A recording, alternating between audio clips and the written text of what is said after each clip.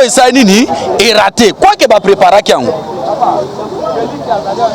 okotulanga mutu no lobi banani ba préparaki kaka oyo asignalaki yeke non kokita nanu te yango nde nani bazo lobela biso eza François Beyati parce que yenda aza chargé oyi François Beyati aza lokola nani aza lokola mwasi ya Fati numéro 1 parce que bato musu bazolinga comprendre yango peza te natan bazo loba conseiller spécial ya makambo eteli sécurité en d'autres termes Beyati azalaki n'importe qui te natango alobi na mokonzi kokita nanu te ah oui nde sengeli toyoka nanu pourquoi olobi akita nanu te mutu akoyamba yo na lozito nyonso boboto nyonso me na sala osala nini abongisela yo deja lilita mpe soki okufi na sans trace okoyeba mpe kutu te ala bandeko balandi awa toza na kati ya 10e ri na l'IDPS na base place makambo ebanda moi plutôt beta masolo na bamboka par rapport toujours à actualité politique o boyebi ke par rapport à coup d'état raté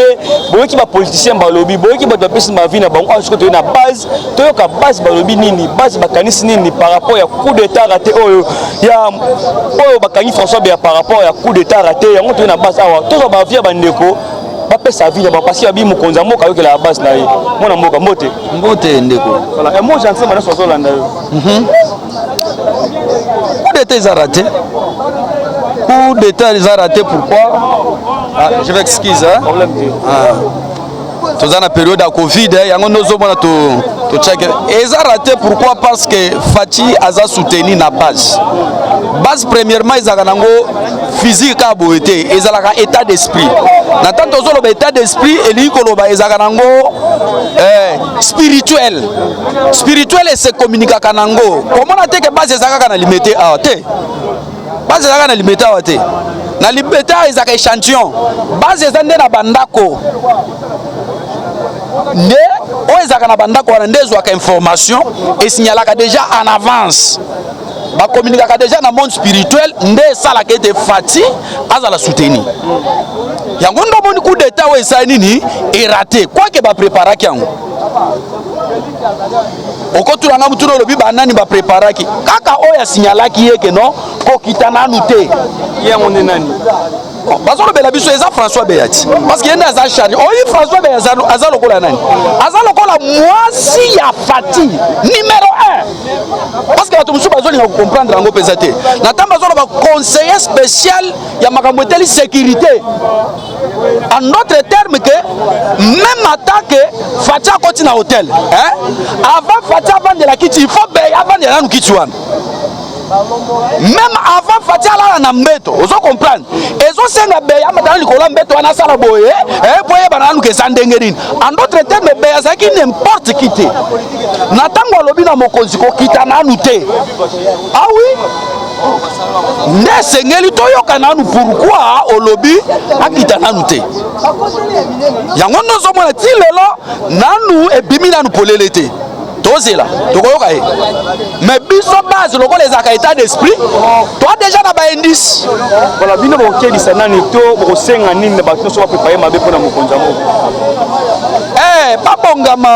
babongama tobanga bango te parce que IDPS ezaka bato ya physique te bon nalobi IDPS parce que na mutu ya IDPS mais nalobi base ezaka nango ka physique te nazo répéter ka na moment oyo monanga physique na spirituel parce que kobanda 1982 c'est du jour le jour base bakufaka kaka du jour le jour base musu bazana na ba prison ti lelo inconnu oui mutu akufaka te je peux vous dire la vérité ndenge toza l'homme ne meurt pas et loko ekufaka ezalaka ndezoto c'est pourquoi sokeli sula kati na monde pourquoi nazolobela makambo spirituel parce que nayebi penza malamu ke monde physique ezalaka dirigé na monde spirituel en d'autres termes base eza spirituel bango peso bazana ba base na bango par exemple bato neti FCC nde tozoka pe makelele ya bato musu bazana ba Afrique du Sud so baza pe na base na bango spirituel ba préparer pas se préparer parce que muto to linga to sa na face na makambo etali base eza impère malheureusement impère ezaka na ko pe lisute so azoloba IDPS fille aînée ya opposition en d'autres termes elingi koloba ete na monde physique na monde spirituel aza déjà préparé. C'est pourquoi na kati na bamarche na biso ndo komprenaka mpenza malamu ke no Congo mobimba eninganaka parce que na monde spirituel eya bato basala na monde physique eya na bato basala. Napesi bango balongo na bo continuer ko monter baku na bino, bo continuer ko se préparer toza kolala te biso pe toza pe préparer pour na confronter bino pe pour na kolonga bino. Est-ce que vous pensez que coup d'état organisé tout monté par régime passé? Merci na question Otuni. Justement na ko répondre boy. Effectivement, bon, pour biso nde bato pesaka vision, biso bato nde to pesaka masese déjà pour te makambo esa. To lobaka FCC ko panzana. To bandi ko loba FCC panzana ti awa na base. Nandenge FCC panzana même licence moko ebetate. Oui, biso na base to lobi coup d'état, hein? Wana base parce que tu dois comprendre déjà. Mais jusque là d'une manière officielle, bon nanga malam. Nano eloba mi coup d'état. Ozomona. Nano eloba mi coup d'état. Mais biso to so ebi penza malam que non, c'est toute une bande parce qu'il y a des indices. Parce que ceux qui essaient d'une manière officielle et qu'on a déjà na batu moko qu'on a déjà interpellé. Mais jusque là muto aza interpellé à l'heure où nous parlons ezaka kana ni beya. Pour voir ça l'enquête. Alors, surtout que nous sommes mozindo, biso base, tous akaba éclaireur, biso base, tous akaba informateur, bato ba yeba na ko informer déjà. Tous on va penser malam que non. Bazana ba coalition na bango d'une manière à l'extérieur, ba partenaire na bango déjà oyo, baza déjà koki wana yebani. Ba musuku tozo ka bazana ba Afrique du Sud, ba musuku tozo ka ba musuku baza pe awa, ba monter eloko wana. C'est pourquoi biso base tozo confirmer ngo ezaku na batu moko boy bakasik. Banani. Bon, le colosolo bato tanga ba kombo to aba politicien. Tu es la base à banga raté. Bon, base à banga raté mais bato muso ko pesa bango gazo bazana ngote. Par exemple, les Kinkaya bin Karou, c'est rien. Alors, on MPC, allez l'ôter. Quelle que soit diplomatie à cause de la sali, Nabanini. Comment c'est la tête que Bissot Bazinde Bakolo, démagogie. Nasilika. Qui montre démagogie. Donc, démagogie, comprendre la forme langue. Oebi, démagogie, obligé de introduire. Et ça, la façon de disqualifier banane, ba dictateur. Parce que dictateur, tozaka na bango bazaka na méthode moko boye, yakoya na apparence. Yakoya et pas peuple na hypocrisie. Kota lisake no bazo sala biloko moko ya malamu. Zoka nde na se ba sala makambo ya mabe. Alors peuple azalaka zo linga bango d'une manière apparemment. Après biso pe to ko introduire eloko to bengi démagogie. Bona ko bimisa mutakala na bango ezalaka yako bata mawana ndelelo oyo. Alors ceux qui les lopé bango bazo même méthode pour ba ko bunisa biso base méthode biso moko to montaka pona ko disqualifier ba dictateur. Alors bazo méthode wana démagogie pour ba ko bunisa biso na yango ba kokate mais mona mboka ozo batema bien bani bazo landa yo si bazo sepela.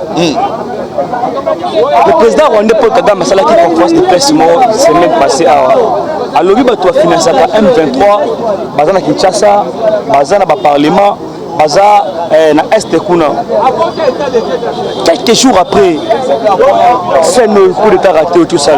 Est-ce que vous pensez que ces gens-là connaissent mieux ces pays? Est-ce que vous pensez que ces gens-là, qui ont une relation avec les gens qui ont merci. Alors on a un masque. Voilà. Potolo bana pesa malam. Kolobake Kagame à la base, il y a financement, c'est ça non? Votre question? Parce que alors bien avant que Bato va financer M23, baza awa na Kinshasa, baza na parlement, baza na président, baza partout quoi. C'est pas abi azomi longola biye abi makambo important mais ce sont les propres fils du pays. Deko, na répondre yo. OK papa. Oyebi loko ba bengi diplomatie na français. Micro eza noir. Mais na kati de diplomatie na kosa de toutes les façons na tele so que eza noir te. Na kolobelo que eza pembe. Mais yo na miso no zo mona que eza noir. Effectivement, Kagame ne pourrait que dire ça. Parce que avant mutu akota na kati na ndako na yo akene na chambre, c'est que ezana mutu moko boye, c'est que azana information. Ya lukutate, tozo na neti bakare minière. Bandeko bakenda Kasai. Bato batimola ba diamant. Bakare minière ezalaka, omona trafiquant sali ndenge nini, azui ba petit à quartier ou bien azui ba creuser, abandi ko lesa le sabango yenda bimisu ko lokona neti leader na bango azole sabango, botimola langa batimbolele basali babimisi dama apesi bango ma mike ya azui dama ke. C'est même chose avec l'Est. Ba député na biso ezanga mutu na loba yango penza lelo bote voire même eloba na Assemblée nationale ba député na biso bazana ba carré minier. Bakare minero bazana ngoana ezane tiboye. Je m'explique encore. Il faut banaliste ba comprendre ngo penza malamu. Soki ke asombi carré minier moko bo par exemple na commune ya Limete. Pote a exploiter ngo siko bien ndenge zo zalawana. Qu'est-ce qu'il doit faire? Il doit sécuriser ces carrés là. Malheureusement à côté à est pour sécuriser les carrés, ils doivent créer au moins une terreur. Terreur wana ni koloba nini? Soit mutu moko un passant, soit babare nzela. Mutu azole kabo ba terroriser mutu kamoko papi mutu. Comme ça la tamba to ba côté kuna basande nini? Babangi. Après hier abandi ko extraire minéraux wana na kimia na enyonso. Mais akoya les minéraux wana na Goma te ou bien na Kinshasa te. Vous comprendre? Pour ibi pesa balam ke na Kinshasa information et cause à la filtrer. D'où qu'est-ce qu'il fera? Nzela porte ouverte ya munene Kigali. C'est pourquoi nous devons comprendre que Kagame ne pourrait dire que bateau va créer banini wana bazana Kinshasa ou bien bazana na Congo. Mais grande porte efongo la kabango pour te babi makana ba minéraux wana pour te sécurité za la kapenza makasi na côté à est eza Rwanda représenté par Kagame. N'habite soko za satisfait. C'est de cette manière qu'on peut épargner Kagame était d'une manière diplomatique n'a pas trouble les autres à la katina on ne peut pas lui épargner d'une manière aussi diplomatique merci merci François Biakena na kati Rwanda sommet mozala kuna alors ba popo ka kolobabi il est temps de prouver na mukili mobima surtout na occidentaux que RDC na Rwanda tous à la bon terme tant on voit qui bon parce que les allez pour se pelisa mutema rwandais donc il y avait un plat caché derrière ces propos omoni elobeli na yewana tokozo ngo na deux volets volet moko ekozala nango d'une manière officielle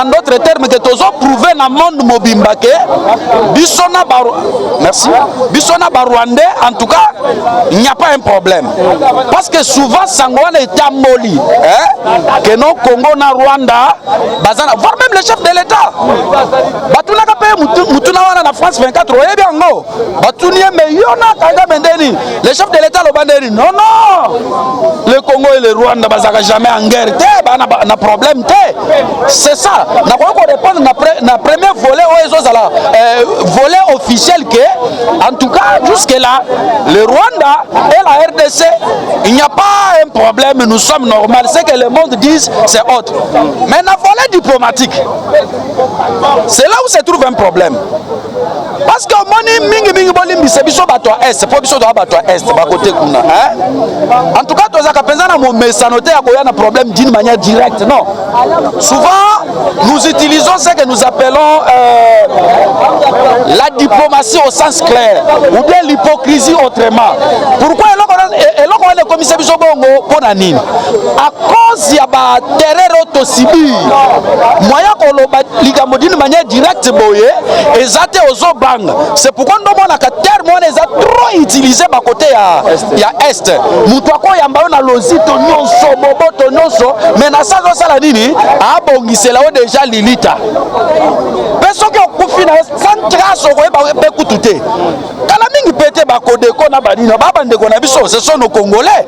Mais yoka nenge, mokole à les 3 ou bien les 2, bandeye côté à Est. Ce n'est pas le Rwanda, c'est le Kodeko, bande kona biso ba Congolais, ba sali sali yango. Alors, la réponse, ou bien oui, réponse, il y a deuxième volet, il y a diplomatie. Nous allons comprendre, alors nous allons prouver dans le monde. Nous allons prouver dans le monde que nous et les Rwandais, il n'y a rien, mais il y a aussi un plan. On a voulu dévoiler, il y a aussi un plan. Et c'est les plans. Les plans. C'est un homme de depuis longtemps. Il a travaillé avec le Marshal. Il a travaillé aussi avec Joseph. Et encore, il vient encore de travailler encore avec Félix. D'où, en tant qu'un homme, il a aussi de bonnes initiatives. On ne peut pas aussi ignorer. Approuver Yango. Parce que ceux qui ont le bakate, oh non, Mokozi Moya Okita, on pourrait aussi assister encore à une autre catastrophe. Il y a une culpabilité. Vous comprenez? Il y a aussi une pensée positive et une pensée négative. Vous voyez qu'on peut être détruit le métier ou abandonner. Parce que la vraie idée c'est approuver sagesse ou bien génie à Congolais. Naïbi Kebele va vous choquer la réponse. Il y a plan diplomatique. Attention, plan diplomatique ils ont caché Makambouebele, c'est tout une arbre qui cache beaucoup de choses. En tout cas, réponse il y a un niveau, il y a Rwanda. Réponse ce n'est pas traité avec beaucoup de sentiments ou bien des émotions. C'est une question à traiter avec beaucoup de discernement. Avec beaucoup d'analyse. Donc, plan wana question wana, je suis sûr que les spécialistes il y a des zozonge. Il y a des personnes là. Donc comprendre que c'est parti à Rwanda où Mankambwe Banda après il se manifester les lots. Voilà, mon conseiller c'est à regarder Kinshasa, tout le monde a une photo mon président Cour pénal international. Est-ce que vous pensez que c'était une photo à mon c'est un message fort à la terroriste? Je ne sais pas. Na forme ni soko ko kozonga la pe question na to kango peza malam. Mon conseiller a dit ça va à Kinshasa. Oui. Il a pris une photo avec le président Cour pénal international, la CPI. Est-ce que vous pensez que c'est une photo parce qu'il y a mon président ou c'est un message fort à tous les terroristes? Ok. Manamoka. Omoni Félix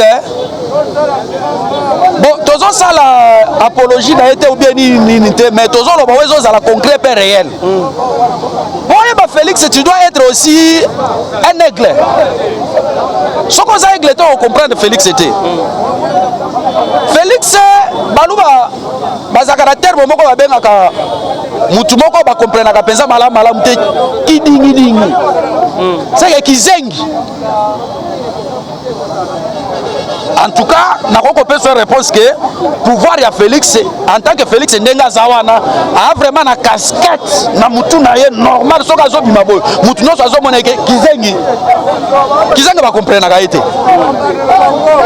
Mais so kizengi a posé acte bato ba fongo limis. Quel message fort oiseau pesa.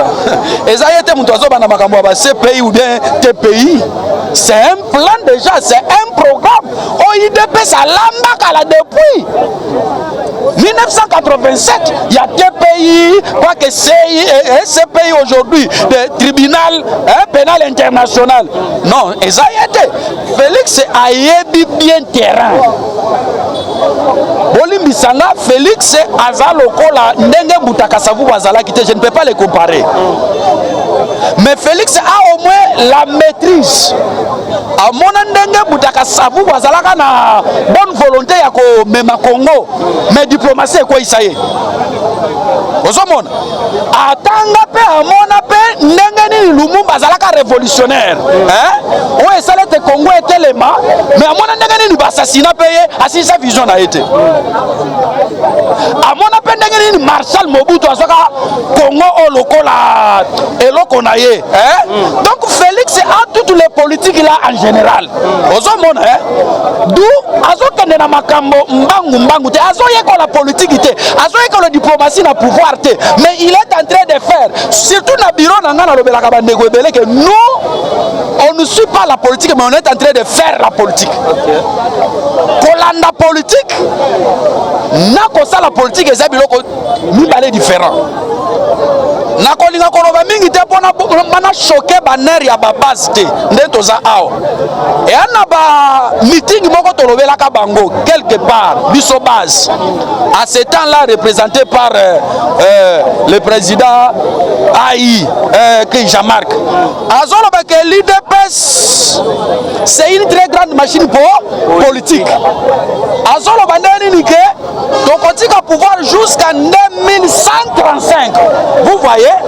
Cela a choqué beaucoup de nerfs parce que ça n'a pas été belé basé le pouvoir il y a RDC du côté na kotanga ba komote ba comment on a été que bemba ye ko accompagner non comment on a été que Katumbi bien ndemba ke Afrique du Sud ndemba sangani wana ke non ils sont en train aussi et tout le monde sont là-bas il y a beaucoup de caciques là-bas ils sont là-bas ba ye ko accompagner bisoté vous devez comprendre ça ils sont en train aussi d'étudier de quelle manière de quelle façon bas au pouvoir. Nous aussi, Obango bazo yekola wana, toya bango kala. Avant, et ça par exemple, neti guerre mondiale, ils ont se préparé eux. Au monde en Russie, au monde en Chine, Corée, écoutez, l'Amérique n'est pas seulement une grande puissance. L'Amérique est déjà une super puissance. Donc il a dépassé déjà le niveau de grande puissance. Vous pouvez parler de la Chine grande puissance, vous pouvez aussi parler de l'autre grande, mais l'Amérique ce n'est pas ça. C'est les super puissances. Nazu illustration na pona kolobani. Ba parti politique bazo ya wana. Ils ont fait leur diplomatie et leur politique dans la paix et dans la crainte avec autre chose. Mais pas l'IDPS. L'IDPS, nous avons fait la diplomatie et la politique avec des clandestins. Avec des, par exemple, Moutletinga na Botama na IDPS. Tina Zokola na Kati na IDPS. Et l'IDPS aussi, personne de l'IDPS n'est connu. Yo ne longi ba comme IDPS. Non. Ce sont des esprits là dans Banzoto. C'est pourquoi personne n'est responsable de l'IDPS si ce n'est nous tous. C'est plus grave et c'est plus fort. Et là qu'on a zolinga, koloba, na place on a pour de se comprendre na banner na biso. Alors, il se prépare en conséquence. Pour être besoin pouvoir, malheureusement, l'erreur, on va commettre Esaïa Kotika IDPS sans au pouvoir. N'enga zui pouvoir wana. Mon cher, croyez-moi, c'est garder le pouvoir le plus long possible. Donc, tous garder. Les problèmes avec l'autre qui est peut-être sous discipline de chi, et ça parce que c'est la bateau que l'idée parce que vous voyez, a eu pouvoir à garder un petit saliri à Kozong. Mon amour, Balobi, Bosco Tagan a après qu'il a ces pays pour dévoiler ses secrets. Il y a tout le monde qui a une photo na plus présent ces pays. Est-ce que vous pensez que pour Kenya Kabila pour Samba ces pays est pembeni? Merci moi Namboka ndengo zotuna mutuna oeza base na répondre yo. Na deux volets na premier volet na hoko bandaboy. On répond un imbécile par le silence. Ozoka batolokola batanganda wana bali suna niveau ya RDC. Bon ako kende na yobo kende ko se laver. Des fois, comme une très grande surprise, même ces pays au Kawan est composé aussi par l'IDPS. L'IDPS est là-bas à la CPI. Parce que Moussala n'a plus de filature. Comment ça n'a été? biso eza filature esika bazaka na CPI wana ya aussi l'UDPS attention parce que nous sommes le parti le plus grand et le plus stratège du monde en Afrique kutu koloba te parce que de la manière au grandeur ya RDC na population na minéraux ezozala awa baboyaka na bango que jamais un parti de masse akoki accéder na pouvoir te mais ils ont été surpris par parti ya masse et accéder na kati na pouvoir c'est déjà un chaos que Tanganda se prépare pour aluka défense na ye ya oyo kosalema mais sache bien que Tanganda akokangama pona ba crime bango basala na RDC bakokangama yango ndo moni photo ya mokonzi ya mboka na ba responsable ya CPI yozo mona te mutu mobimba na utaki koloba likambo ya Kizengi apparemment bomona mutu moko boye neti aza na sens te mais soki asali eloko mbala moko bu yozo mona mutu lokola pape nazongela ata mwa lisolo esalemaka wana bazuyeka lokola simple président ndenge ba président nyonso bayaka je suis sûr que bala poto balanda ba comprendre makambo yango ah non aza lokola Biden aza lokola oyo kama mutu amatoyo wana kakenda ka Sarkozy kakenda oyo mususu oyo nani oyo ayiko remplacer Macron ba comparer lokola nini bon ba mona ba nka normal oyebi ba protocole ya pape ba mona ba oui c'est un nouveau président qui vient d'être élu par la RDC ba yambie bien natango ka kotiaka na porte la boye papa tali bo papa ganga lobi waza lokola ba invité nyonso te papa situki Félix se dédouble à tout temps et à tout moment il change de couleur et de forme objectif na ya sala ndenini a relever moka oyo et comme na dimension nango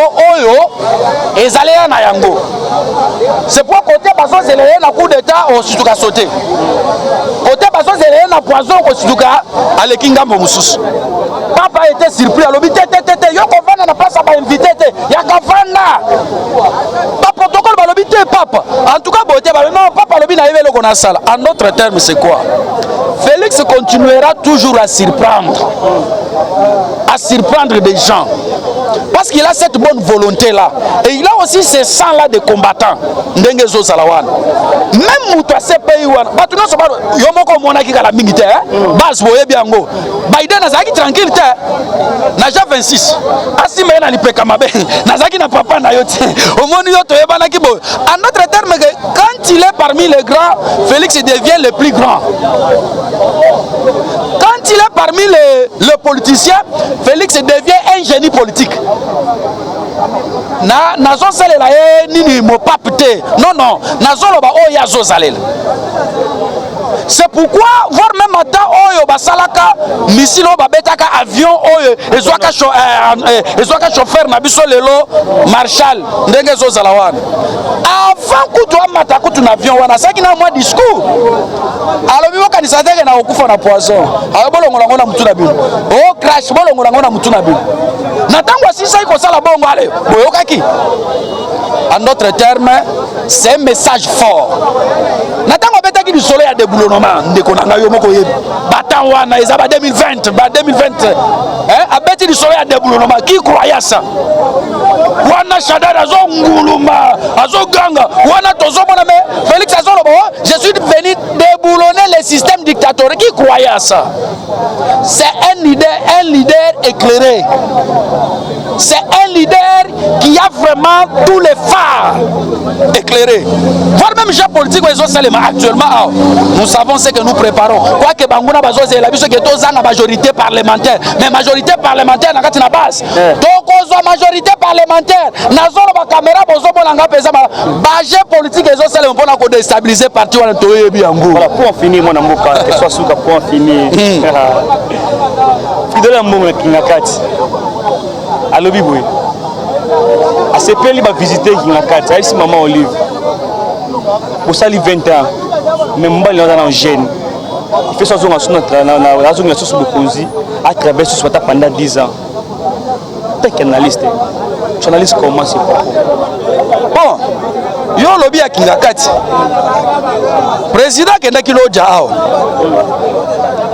alobi effectivement boza na rumeur tozo iba to sala boy mais bota la projet toza nango 145 territoire to sala ka de façon que mboka esala nini et redémarrer za la paix na bomoi bozo mona président alobi yango ezala na bomoi mais bilo bozo lo tozo iba président alobi nini toko iba d'ailleurs kutu mboka o esala nini ekufa kala bayiba kala ndenge ezozala mais toye na solution tala na dimension ya cardinal bolimbisanga bandeko na poto biso nyonso ya catholique tala dimension ya tata wana tata na biso aboyambi actuellement aza lokola mosengo te son âme se repose en paix tata azoleka liboso ya bandimi azoloba beke botala nanu mokonzi ya mboka ya sika azoloba mboka ekufa kala un leader lokola cardinal azopesa message liboso ya bato non ndeko toyebe loko tata cardinal azoluka